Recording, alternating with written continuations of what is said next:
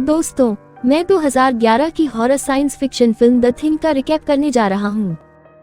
लंबे समय से वैज्ञानिक ब्रह्मांड में अन्य जीवन रूपों के अस्तित्व की पुष्टि करने के लिए काम कर रहे हैं, जब तक कि 1982 में नॉर्वे की एक शोध टीम ने कुछ ऐसा नहीं खोजा जो मामले की जांच के लिए इतिहास के पाठ्यक्रम को बदल सकता है। डॉक्टर सांड्रा हेल्वर्सन और उनके शोध ने एडम फिंच की भर्ती जीवाश्म विज्ञानी केट लॉर्ड को नॉर्वेजियन वैज्ञानिक टीम में शामिल होने में मदद की। अंटार्कटिका में थॉर नाम के भूवैज्ञानिक अनुसंधान केंद्र ने हाल ही में इसकी संरचना के बारे में खोज की है और वह नमूना डॉक्टर सैंड्रा एक जीवाश्म विज्ञानी होने की पूरी जरूरत व्यक्त करता है जो बर्फ के एक ब्लॉक से नमूने निकाल सकता है ताकि वे केट को बोर्ड पर लाने के लिए आए। अध्ययन की प्रकृति के बारे में पर्याप्त जानकारी न होने के बावजूद केट टीम में शामिल होने के लिए सहमत हैं। अगले दिन वे अंटार्कटिका की ओर जाने वाले H3 सीकिंग हेलीकॉप्टर की सवारी करते हैं। जब टीम आखिरकार थुले स्टेशन पर पहुंचती है तो वे बिना समय बर्बाद किए सीधे अपने वैज्ञानिक अन्वेषण के लिए निकल पड़ते हैं। नए आने वाले वैज्ञानिक तब एडवर्ड ओवा से मिलते हैं जो खोज का नेतृत्व करने वाले वैज्ञानिक हैं और उनके साथ भूवैज्ञानिक कार्ल और जूलियट हैं।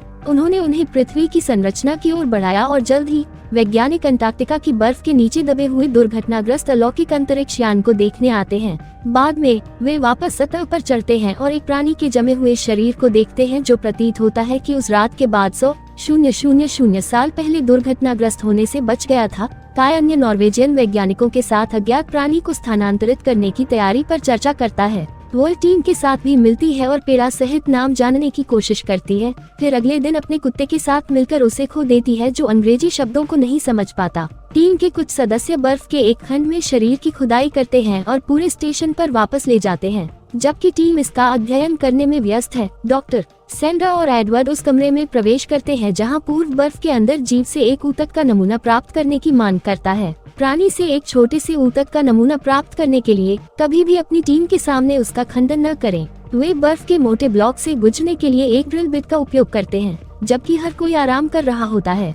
उस रात मनोरंजन कक्ष में डॉक्टर सैंडलर प्रवेश करते हैं और सभी का ध्यान आकर्षित करने के लिए कहते हैं। उन्होंने एक सफलता की संभावना की घोषणा की क्योंकि उन्होंने कभी भी किसी भी जीव को उसी कोशिकीय संरचना के साथ नहीं देखा जैसा कि उन्होंने खोजा था। टीम तब खुशखबरी मनाने के लिए आगे बढ़ती है और जब अन्य लोग शराब पी रहे होते हैं या बात कर रहे होते हैं तो सह पायलट डेरेक उस कमरे की जांच करने जाता है जहां जीव को रखा जा रहा है। वह इसे अच्छी तरह से देखने के लिए आगे झुक जाता है। जब पैडा उसे डराने के लिए प्रवेश करता है, डेरेक चौंक जाता है और जैसे ही वह पैडा का पीछा करने वाला होता है अज्ञात प्राणी या चीज बर्फ ब्लॉक से भाग जाता है। वह इस घटना के बारे में सभी को सचेत करने के लिए भागता है, फिर भी किसी को भी उस पर विश्वास नहीं होता है। लेकिन उसकी प्रतिक्रिया को देखते हुए वे सभी कमरे में भागे और एक टूटे हुए बर्फ के ब्लॉक को देखा। टीम तब चीजों को खोजने के लिए समूहों में विभाजित होने का फैसला करती है क्योंकि वे बाहर हैं। कुछ वैज्ञानिकों ने पाया कि आखिरी कुत्ते को प्रयोगशाला में तबाह कर दिया गया है और हेनरिक के चिल्लाने पर हेनरिक आखिरकार उसे एक घर के नीचे छिपा हुआ देख पाता है।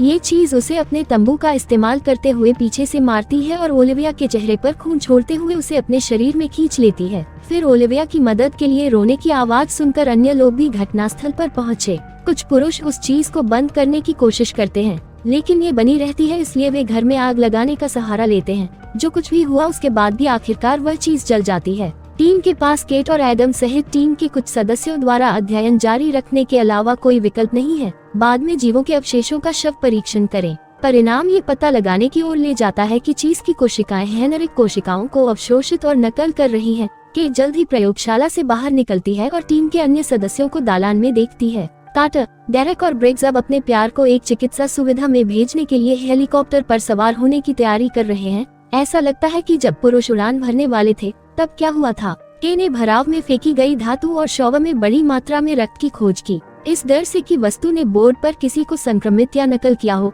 वह जल्दबाजी में प्रस्थान करने वाले हेलीकॉप्टर को झंडी दिखाने के लिए बाहर दौड़ती है। जब कार्टर ग्रेग्स को जमीन पर उतारने का फैसला करता है और हमारी प्रयोगशाला में आरोप लगाता है, इसके कारण हेलीकॉप्टर नियंत्रण से बाहर हो जाता है और पहाड़ों में दुर्घटनाग्रस्त हो जाता है। संभवतः बोर्ड पर सभी के जीवन समाप्त हो जाते हैं। वापस स्टेशन पर टीम मदद के लिए आपातकालीन चैनल से संपर्क करने की सख्त कोशिश करती है लेकिन रेडियो को अब सिग्नल नहीं मिलता है। ये केवल स्टेशन की वर्तमान समस्या को जोड़ता है। विशेष रूप से आसन तूफान के साथ स्थिति तब और भी खराब हो जाती है जब केट को पता चलता है कि शव को साफ कर दिया गया है। इसलिए जब एड कुछ पुरुषों को निकटतम आधार केट में स्थानांतरित करने का निर्देश देगा तो बहादुरी से उसकी आज्ञा का विरोध करेगा। वो तर्क देती है कि यह एक बुरा विचार हो सकता है, खासकर जब से वे इस बारे में अनिश्चित हैं कि वे क्या कर रहे हैं, ताकि वे समझ सके कि काई ने जो कुछ और एडम ने खोजा उसके बारे में सबको बताता है। जीवों की किसी भी जीवन रूप के को दोहराने की क्षमता सबूत के रूप में दो भरावों को प्रदर्शित करती है, ये समझाते हुए कि अज्ञात चीज ने उन्हें उगल दिया क्योंकि यह कार्बनिक पदार्थों की नकल नहीं कर सकती थी। टीम के अधिकांश सदस्यों को केट का रहस्य उद्घाटन हास्यास्पद लगता है। एडवर्ड बातचीत को तुरंत खारिज कर देता है और दूसरों को योजना के अनुसार आगे बढ़ने का आदेश देता है। सभी के कमरे से बाहर निकलने के ठीक बाद जूलियट ने केट से कहा कि वह वास्तव में उस पर विश्वास करती है। जूलियट ने पोपली को जूलियट को एक कमरे में ले जाने से रोकने के प्रयास में एक तौलिया पकड़े हुए आमतौर पर शव देखा है, जहां बर्फ की चाबियां छिपी हुई हैं। जैसे ही के चाबियों को पुनः प्राप्त करने की कोशिश करता है, जूलियट राक्षसी चीज में बदल जाती है और अपने केट के पीछे से दोपहर का भोजन करना शुरू कर देती है। फिर बाहर जाने के लिए दौड़ती है और फिर दालान में काल को दौड़ाती है। हालांकि उत्तरार्ध प्रतिक्रिया करने के लिए इतना धीमा है जब तक कि प्राणी केक को समाप्त करने के लिए किसी भी उपकरण के बिना अंत में उसके पास नहीं पहुंच जाता है और केवल इसे देखता है। काल पर सौभाग्य से अन्य लोग हंगामा सुनते हैं और उसके बचाव में आते हैं और अंत में एक फ्लेम थ्रोअर लाते हैं और इसका उपयोग चीज को जलाने के लिए करते हैं। बाद में बाकी टीम के सदस्य अज्ञात प्राणी के अवशेषों को जलाने के लिए बाहर इकट्ठा होते हैं। वे इस बात पर चर्चा करना शुरू करते हैं कि समस्या को कैसे हल किया जाए और अंततः खतरा खत्म होने तक खुद को संगरोध करने के लिए एक समझौते पर पहुंचे।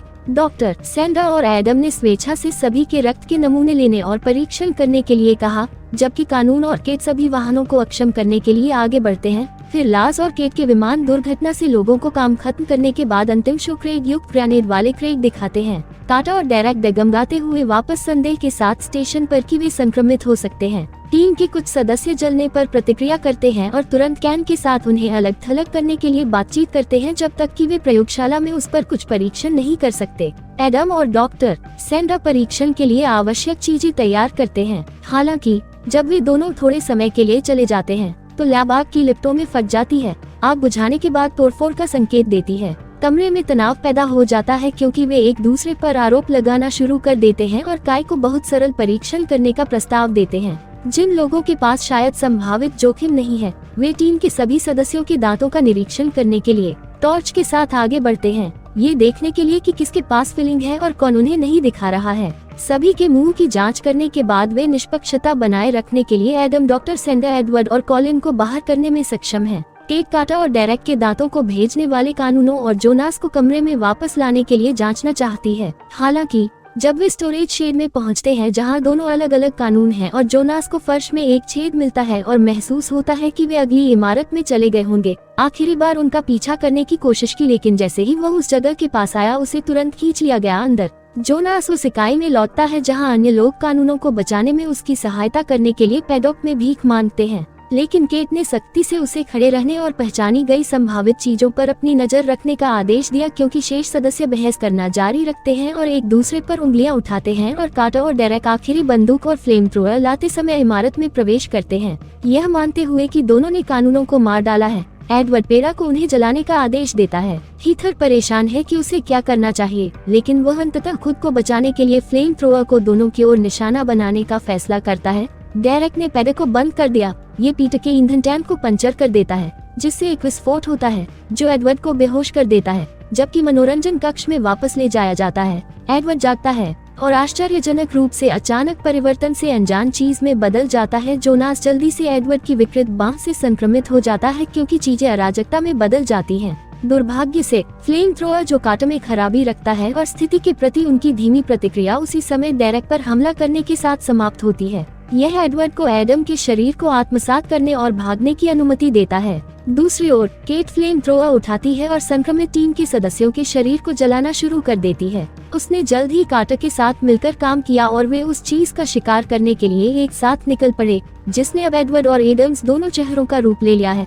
हालांकि डॉक्टर सैंड्रा पर राक्षस के हमले के बाद ये काटा को केट से अलग करने और पूर्व को फंसाने का प्रबंधन करता है। रसोई सौभाग्य से केट उन्हें तुरंत ढूंढने में सक्षम है और काटा को संक्रमित करने के बारे में ही राक्षस को यातना देना शुरू कर देता है। फिर एक बार केट और काटा बाद में उस चीज के अवशेषों को जलाने के लिए बाहर जाते हैं। वे एक संक्रमित डॉक्टर सैंडर को स्नोकिड्स में से एक में ड्राइव करते हुए देखते हैं। इस पर थोड़ा बहस करने के लिए कि डॉक्टर सैन का पालन करे या नहीं, लेकिन केट दृढ़ता से कार्टर से कहती है कि उन्हें स्टेशन छोड़ने से पहले उसे और अधिक परेशानी पैदा करने से रोकना चाहिए। जब वे खोजे गए अंतरिक्ष यान के नीचे जाते हैं तो केट ने जल्द ही हथगोले और अन्य आवश्यक सामान उठा लिए। उन्होंने देखा कि अतिरिक्त स्थलीय पोत फिर से शुरू हो रहा है और धीरे धीरे जहाज के शुरुआती हिस्सों से बचने के लिए जल्दी से चलने के लिए टेक ऑफ की तैयारी कर रहा है। लेकिन केट अंतरिक्ष यान के अंदर गिर जाती है और उसे फिर से कार्टर से अलग कर देती है। जब तक कि वह फिर से उसका सामना नहीं कर लेती तब तक वह विशाल जहाज के अंदर चीज खोजने की कोशिश करती है।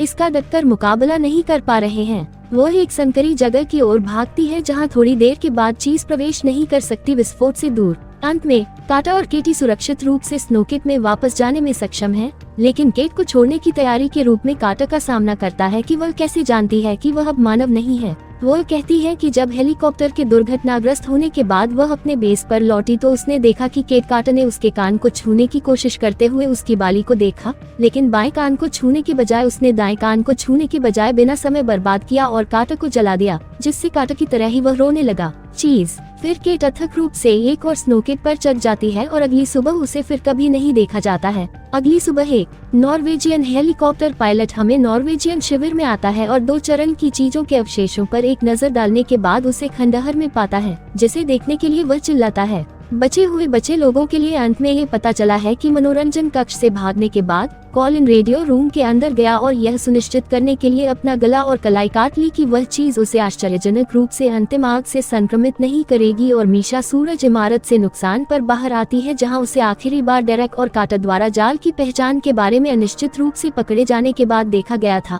आखिरी मान के बाद जल्द ही अपने कुत्ते को खंडहर से बाहर निकलते हुए देखता है और जानवर को तुरंत गोली मार देता है, ये जानते हुए कि यह हेलीकॉप्टर का उपयोग करने की बात बन गई है। कुत्ते और जबकि माई शॉट हेलीकॉप्टर ऊपर से कुत्ते पर पिछले सप्ताह के अंत में शूटिंग युद्धाभ्यास। यहीं पर फिल्म खत्म होती है। देखने के लिए धन्यवाद। जल्द ही मिलते हैं एक नए मूवी रिकैप के साथ, तब तक के लिए खुश रहें और आराम करें।